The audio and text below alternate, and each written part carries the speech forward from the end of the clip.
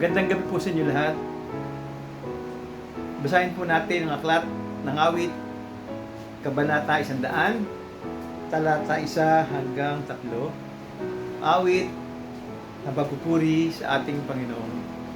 Umawit sa kagalakan ang lahat ng bansa, si Yahweh papurihan, paglingkuran siyang pusa, lumapit sa presensya niya at umawit na may tuwa. O si Yahweh ay ating Diyos, ito'y dapat na malaman, tayo'y kanya-kanyang lahat, tayo'y lahat na nilalang. Lahat tayo, bayan niya, kabilang sa kanyang mga kawan. Tayo po'y manalangin. Diyos ang mamapaling sa lahat, pinupuri ka po namin at pinapasalamatan. Binibigay po namin sa inyo ang pinakamataas na antas na pagpupuri. Kami po muli, Panginoon, ay humingi din ng tawad sa aming nagawang kasalanan. Nagkasala po kami sa aming puso, sa aming isip, at sa aming gawa. Pakalinisin niyo po ang aming puso, hugasan niyo po ng kapalang dugo ang aming makasalanan, at kami po ay iyong patawarin, Panginoon namin Diyos na makapalit lahat. Maraming salamat. Maraming po salamat, Panginoon namin Diyos, sa isang linggo na pinagkaloob mo sa amin, sa iyong pag-iingat, sa iyong patuloy na pagbigay ng kalakasan at patnubay, sa pagkain, sa aming hapagkainan, Panginoon, sa iyong patuloy na pagbigay sa amin ng trabaho, sa pag-iingat niyo po sa buong isang linggo. Maraming pong salamat. Panginoon namin Diyos sa pagkunin sa lahat, muli po ay buksan niyo po ang aming puso at aming isip sa aming sa mensahe na ipapagkaloob niyo sa aming gabi. Na po ito ay aming maisabuhay, maisagawa po namin ito, at patuloy din patnubayan ang magbibigay sa amin ang inyong mensahe, Panginoon. Nawa ay kalugaran niyo po siya ng inyong banal na Espiritu at patuloy mo siyang pangunahan. Lord Father God, nawa po ay kayong patuloy na manguna sa aming gawain gabi at patuloy po namin na kayo may taas. Maraming pong salamat. Ito po aming dinilangit, inabalik pong kapurihan sa pinakamatabisong pangalan ng aming Panginoong Kristo. In Jesus Christ's name we pray. Amen, Amen, and Amen.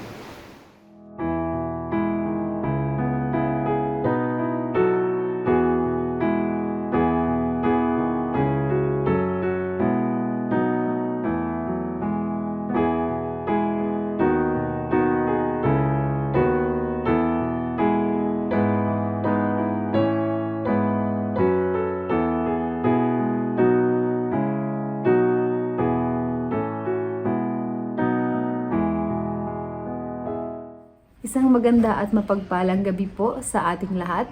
Lahat po ng papuri ay sa Panginoon lamang. Unang-una, I'm very thankful sa patuloy na kalakasan na ibinibigay niya sa akin at sa aking pamilya. Patuloy niya po kaming pinapanatiling malusog at malakas. Nagpapasalamat din po ako sa Panginoon sa patuloy na financial provision despite the economic status of the country.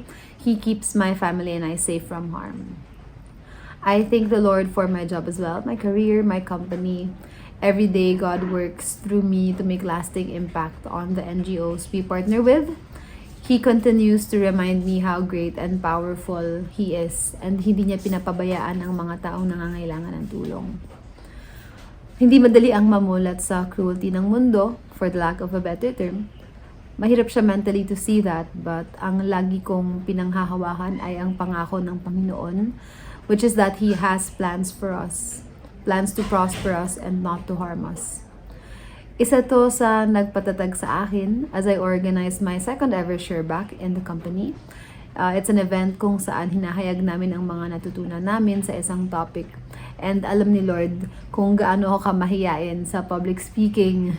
But again and again, I hold on to the promise that He has great plans for us. And hindi niya ako ilalagay sa situation na hindi ko kakayanin. I am reminded once again that my strength alone isn't enough, for He is my strength and comfort, and that itself calmed my heart. Nagpapasalamat din po ako sa Panginoon sa aking mga magulang na patuloy na sumusuporta sa aking passion sa pagkanta sa university choir. Di ko po to lahat ma-achieve, lahat ng work-life balance, if it's not for what God gave me, and He gave me great role models and my parents. At lahat ng awitin na aming kinakanta, lahat ng pagtuturo na ginagawa ko ay inaalay ko lahat sa Panginoon. Lastly, nagpapasalamat po ako sa Panginoon sa kanyang faithfulness, especially throughout the whole post-pandemic era. Nagkaroon man ng mga sakit throughout the months. patuloy niya pa rin kaming pinapanatiling healthy and well-nourished. Sa Kanya po lahat ng papuri at pagsamba. Magandang gabi po.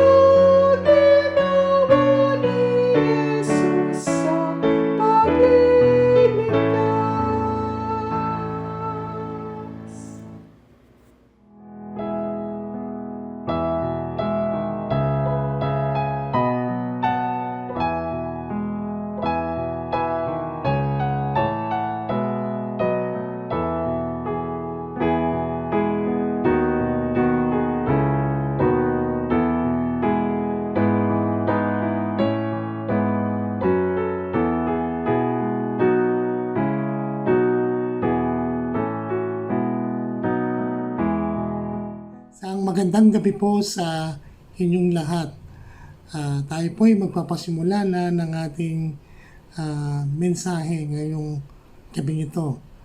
Napaka saya at napaka-bless po ng bawat isa sa ating iglesia dahil patuloy ang kanyang pag-ibig, ang kanyang pag-aruga at ang kanyang pangalaga sa bawat isa sa atin. Ang ating pong mga kabataan sa TIPAS, ang Upward Youth or UY ay nagdaos ng kanilang retreat noong Sunday hanggang Monday. And ito ay tungkol sa Christian living o paano mamumuhay ang mga kabataan na pinili ng Diyos upang manguna sa mga kabataan na nagsisimulang maglingkod sa ating Panginoon. Napakapalad ng ating church kasi yung mga leaders natin ay nagpursige upang gumawa ng gawain ito para sa kanila to know God more. And naging matagumpay ito and napakaraming mga kabataan ang nais magsimula at excited sa kanilang journey ng kanilang Christian life. Ngunit sabi ko sa kanila, although nandun ng fire and excitement sa paglingkod is ito'y maglalaho o magda-die down kung wala silang gagawin. Kung hindi nila sisimulan ng mga bagay na kailangan nilang gawin. At ito ay maglaan ng pag-aaral ng banal na kasulatan, umattend sa mga Upward Youth Fellowship, sa mga Bible studies at ang ating Sunday School at worship, at to commit their time and panahon sa ating Panginoon. Ngayon po ay ating pag-aaralan ang verse tungkol sa ating propeta na si Jeremiah. Na ito po ay makikita natin sa Jeremiah 33:3 na ganito po ang sinasabi. Ang sabi dito, "Call to me and I will answer you and show you great and mighty things which you do not know." Palain ng Panginoon, basa ng kanyang banal na salita. At ang bawat isa sa atin ay pinagkalooban ng mahalagang bagay ng ating Panginoon. At para ito'y ma-reveal sa atin ay kailangan natin ng nakausapin ng Diyos kung ano ang mga bagay na ito. God invites His people to a richer experience. So, experience ang kakaiba sa ating mga buhay upang tayo ay magtuloy-tuloy sa ating paglago sa ating Panginoon. We have an Almighty God who is infinite, all-knowing. God welcomes people to come to Him and allow Him to reveal things from His heart and mind that would amaze them. At tayo po bilang mga mananampalataya ay call to me, ibig sabihin, we call to God in prayer. So, si Propeta Jeremiah ay tinawag ng Panginoon sa isang misyon upang pangunahan at paalalahanan ang mga tribe ng Judah at Benjamin sa kanilang katigasan ng ulo, sa kanilang mga bagay na hindi kaya-aya sa ating Panginoon. At naukol dito ang panalangin na binigay kay Jeremiah. No? Ano po ba ang kahalagahan ng panalangin? God is calling us to pray. We are commanded by God to pray. May tatlong bagay po tayong titingnan lang ang kahalagahan ng panalangin bago natin tingnan kung ano yung mga great and mighty things na ni-reveal kay Jeremiah na ma-apply natin sa ating mga buhay. Una, we are commanded to pray to God. We must pray for insight of God's revelation. So ipag-pray po natin at lumapit po tayo sa ating Panginoon for God's revelation. Kung ano yung gusto niyang ipahiwatig sa atin. Anong gusto niyang plano sa ating buhay. Kaya tunay na maglaan tayo ng panahon sa panalangin para malaman natin ang gustong bigay ng Diyos. Pangalawa is we are commanded to pray, to study God's Word, to meditate on it day and night, not for insight and illumination, but also for the incredibles and the impossible. Alam natin maraming mga imposible na nangyayari sa ating buhay. Ngunit may mga bagay na napaka-incredible na pangyayari. Ngunit kailangan nating pagkatiwalaan ng Diyos na itong mga bagay na imposible at incredible ay kung bibigyan natin sa Kanya, makikita natin ang lahat ng ito. At ang pangatlo is to ask for guidance of pastors and teachers. Isa po ang panalangin para sangkap na mag-ask tayo ng guidance din sa ating mga pastor at mga teachers. Pero kung titingnan po natin, who is the one commanding us to pray? Ang sabi po sa Jeremiah 32:2, sabi, the one who is commanding us to pray is not the only one who formed and established the earth, but it is the one who sent His eternal Son to demonstrate His love and satisfy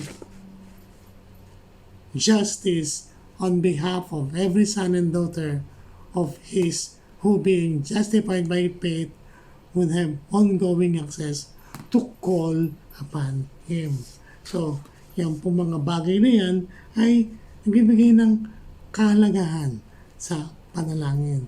Now, titignan po natin ano yung mga bagay na great and mighty na i-reveal kay Jeremiah. No? 3 bagay lang po ito. No?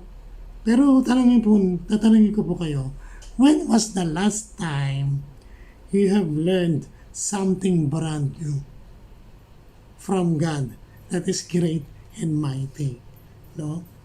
Sa buong buhay spiritual natin o relasyon natin bilang mga sa Diyos, bilang mga Kristiyano, naisip ba natin ano yung mga bagay na ni-reveal sa atin ng Diyos that is great and mighty? Ito ba'y para sa misyon? Ito ba'y para sa pagpapalaganap ng iglesia? Ito ba ay sa pagtulong sa kapwa? Ito ba ay para sa mga ministries na binigay sa atin? So, si Jeremiah po, ano po yung mga bagay o great and mighty things that he wants to show to Jeremiah? Unang-una po, God is saying to Jeremiah to wait for the coming restoration and to live in the light of the promise of the coming restoration. Na kung titignan po natin, si Propeta Jeremiah, siya po ay the last prophet that God sent to the tribes of Judah and Benjamin. But ang purpose po nito is God wants to restore them.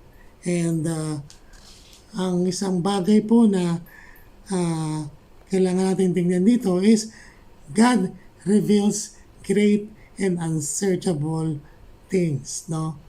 God is calling Jeremiah to ask for supernatural disclosure Kasi kung titingnan po natin, kay sarap isipin at malaman na pinili tayo ng Diyos sa isang mahalagang misyon na binigay sa atin. At syempre, kapag tayo ay tinawag ng Panginoon, ang dapat nating maging response ay tumugon at sabihin, ano yung paggagawa mo sa akin? So, do you want to know what great and mighty things He wants to reveal to us? Ito'y malalaman natin sa panalangin. Si Jeremiah po ay tinawag nung siya ay 17 taong gulang pa lang at napakabata po nung siya ay tinawag. Tinawag po siyang weeping prophet. No?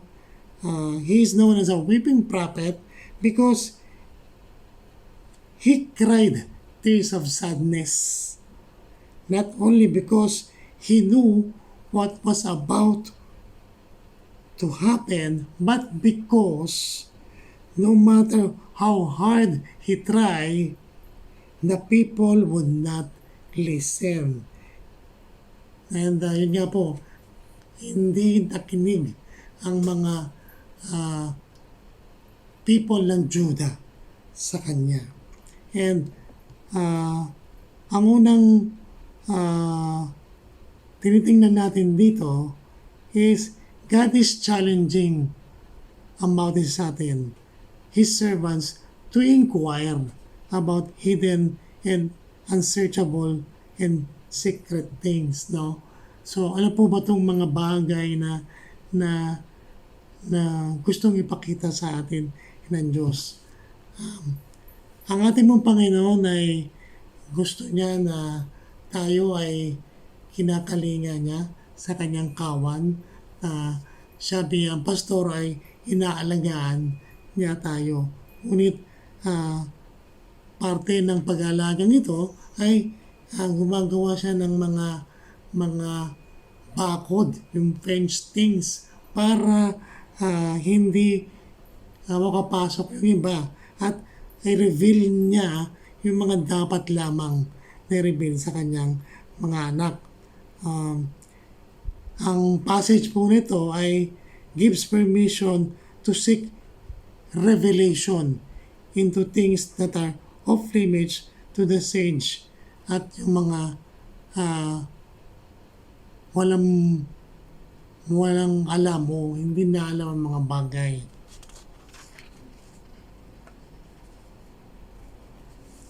God wants us to understand the mysteries that are concealed and indiscoverable by any human search, no? And tingnan natin, kung when we call to God in prayer, He will reveal to us what to do, what should be done, who do we talk to sa panalangin. And ako po, kapag gumagawa ako ng sermon o mga Bible studies, I always ask God to reveal to me. Nag-spend ng maraming panahon para itanong sa Diyos anong gustong niyang sabihin ko sa mga tao. At ito'y naglalaan ng paggabay ng Espiritu Santo upang ma-reveal ito sa iyo. Pangalawa, God commanded men and women to pray to Him. From the verse, call unto Him, ay malinaw po na sinasabi dito na sa ating Panginoon lamang tayo tatawag. At tanging ang pangalan ng ating Panginoon, Jesucristo, ang ating tatawagin. Huwag po tayong mananalangin ng katulad ng ganito na, Lord, if you're out there, wherever you are, if you can hear me, I need help. Let me know you are there to intervene. ito'y hindi tamang pamamaraan ng panalangin. You must call to Him, God, the Creator of the universe, your God, your Savior, Jesus Christ, the God who loves and intervenes with us. Tawagin natin siya sa pangalang Jehovah Rohi, which is He's a caring shepherd. Tawagin natin sa pangalang Jehovah Shalom, the God of my peace. Ropa, the God who heals. And Jehovah Nisi, the Lord is my banner. And El Shaddai, Almighty God. Address to Him as our one true God of the universe. Pangatlo po, God commanded believers to pray Christians to special 3 minutes a day in prayer. Ano po yun? Inutusan po tayo ng ating Panginoon na manalangin ng walang patid. Sabi nga sa 1 Thessalonians 5:17, manalangin tayo ng walang patid. At pag sinabing walang patid, ito'y araw-araw. Gawin natin itong core habits ng ating mga buhay, ang panalangin. At paano natin gagawin ito? Pwede natin itong isimulan ng 3 minuto, isang araw, at sundan natin ng 5 minutes o pahabain pa natin. Sa pamamagitan nito, mapapalawak natin ang ating kaisipan kung paano natin kakausapin ang Diyos. Hingin natin ang leading ng Holy Spirit. Let us pray when the Holy Spirit impresses us to pray. Bakit? Kasi He is revealing something sa buhay natin. And God wants to disclose a promise sa iyo. God is testing our obedience. No? And itong mga bagay nito ay inire-reveal sa atin. Kailangan nating mag-spend ng panahon kung paano tayo bibigay ng panahon sa panalangin. Tandaan natin mga magulang, mga kapatid, prayer is the highest calling of the Christian life, and it's true. No? Napakaraming mga mananampalataya na dumanas sa mga pagsubok at hirap sa buhay na ang tanging sinasandigan nila na relasyon sa Diyos ay ang panalangin. God commanded believers to cry out in prayer. Umiyak tayo sa Diyos sa pamamagitan ng panalangin. Nung ako nga po ay nandun sa retreat ng mga kabataan, ang mga ko'y nagpapahinga at nakikita ko silang gumagawa o nagagawain, kasi yun yung portion na kung saan bilang mga bagong mga lingkod ng Diyos ay bibigyan sila ng mga ministry. Ang mga leaders ay umikot dun sa room at ang mga kabataan ay lumalapit sa kanila at in-explain ang ministry. Natutuwa ako dahil nabigyan ako ng ganung pagkakataon na makasama sila. Ko rin ay naiyak sa tuwa dahil nakita ko ang kanilang drive at eagerness na maglingkod sa ating Panginoon at magsimula ng kanilang ministry. So ano po yung dapat nating sabihin kapag tayo'y mananalangin? Kausap ko nga po yung dalawang Bible study ko, si nung retreat, si Francis and si Santino, magkapatid po sila. And isang way na tinuro ko sa kanila is kung paano manalangin. And tinuro ko sa kanila yung kung paano ang Panginoong Hesus ay nanalangin, yung Our Father. And sinabi ko sa kanila yung order ng panalangin. And sabi ko, yung acts sundin nila, which is yung letter A, is to praise God, adoration, to honor God, no? Papurihan ng Diyos sa lahat ng kanyang ginawa. At pagkatapos is you confess to God lahat ng mga pagkakamali at kasalanan na iyong ginagawa. At pagkatapos magpasalamat sa ating Panginoon sa lahat ng mga biyaya patnubay niya. At humingi sa Diyos ng lahat ng iyong kailangan, isang guni sa Kanya ang nais mo at tingnan ng Kanyang kalooban. Ngunit atin ding isama na what shall I say to God? Which word do I use? Pwede rin nating sabihin na number 1 is be clear with your request. Sabihin natin eksakto kung ano yung pinapanalangin natin na gusto natin. Let us be specific to the kind of prayer we want. Kung ito'y problema o ito'y concern sa pamilya, sa trabaho, sabihin mo ito sa Kanya. Pangalawa is praise Him with fervor. Papurihan siya ng may kaningningan, papurihan siya ng may pagkilala sa Kanyang kapangyarihan. And pangatlo is pray in the Spirit. Kung ano yung nililid ka ng Spirit na gusto mong ipanalangin sa Kanya. And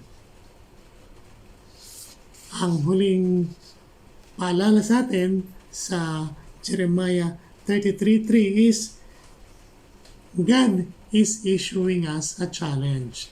Is issuing us to call unto me, na lagi nating tawagin ang Diyos magpakailanman. He is saying God's promises na pag tumawag ka, siya ay sasagot sa mga pinalangin mo. And yung pangatlo, yung revelation disclose na pag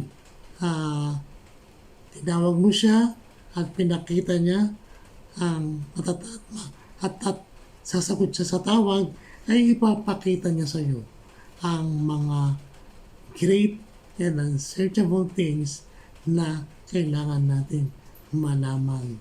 At nawa sa mga lesson na to kay Jeremiah tungkol sa panalangin, ay naway simulan natin ang ating buhay na panalangin. Tayo po ay manalangin.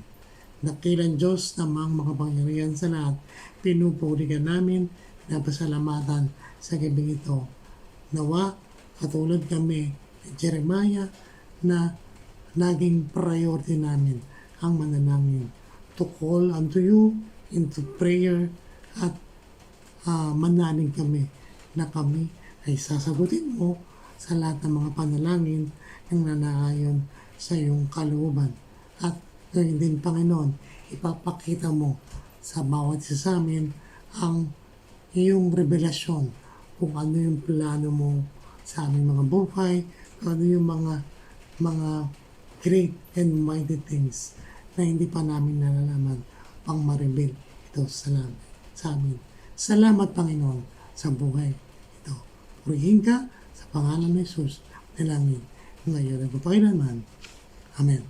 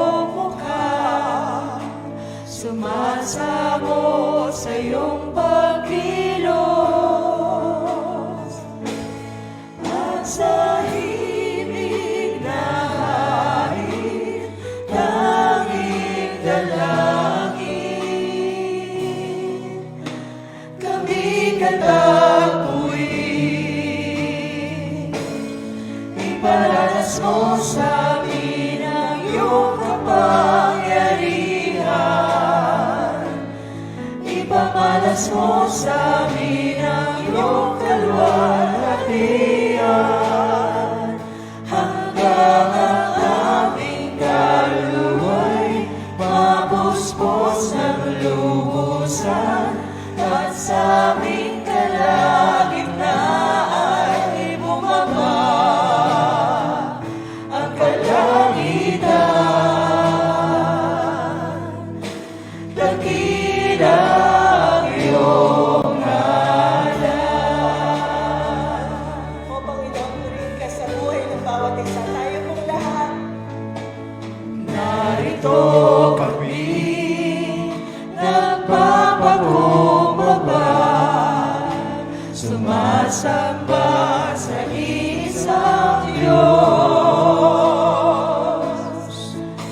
Hinahanap namin kariktan ng iyong mukha, sumasamo sa iyong pagkilos.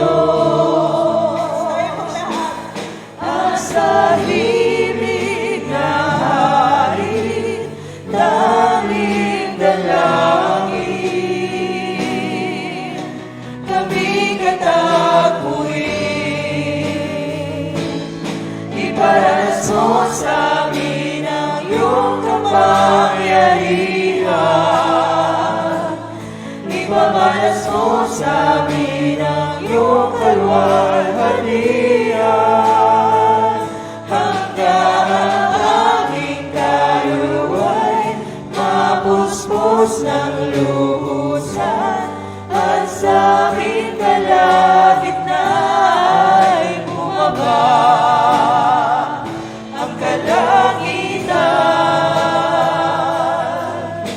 Dakila ang iyong ngalan. Iparanas mo sa amin ang iyong kapangyarihan. Yes, Lord, purihin ka. Ipamalas mo sa amin ang iyong kalwalhatian, hanggang ang aming kaluluwa'y mapuspos ng lubusan, at sa aming kalagitnaan ay bumaba ang kalangitan.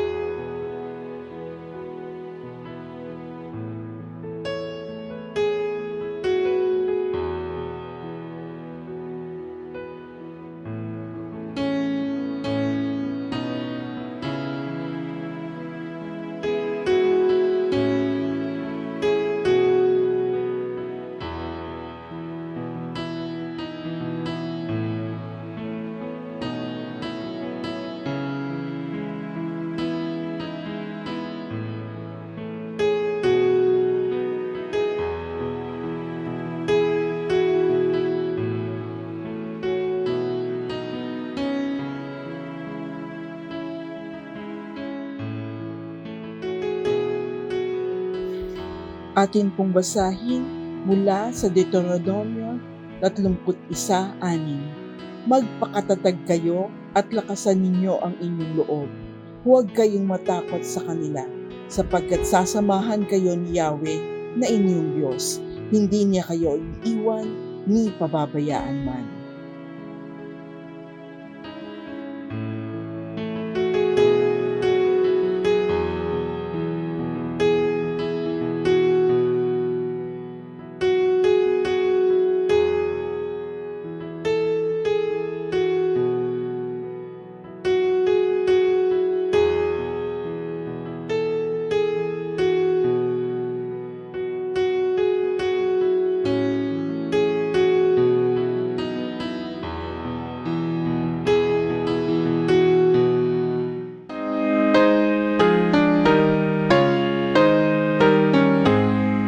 Ang Ama'y papurihan,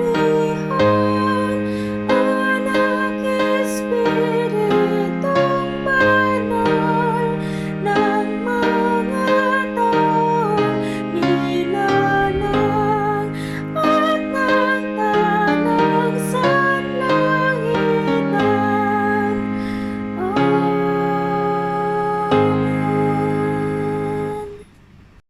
At ngayon, Ama, igawad mo ang iyong makapangyarihang bendisyon. Pagpalain nawa kayo ng Panginoon at ingatan kayo, paliwanagin nawa ng Panginoon ang kanyang mukha sa inyo at mahabag sa inyo. Ilingap nawa ng Panginoon ang kanyang mukha sa inyo at bigyan kayo ng kapayapaan mula ngayon at magpakailan-kailanman. Amen.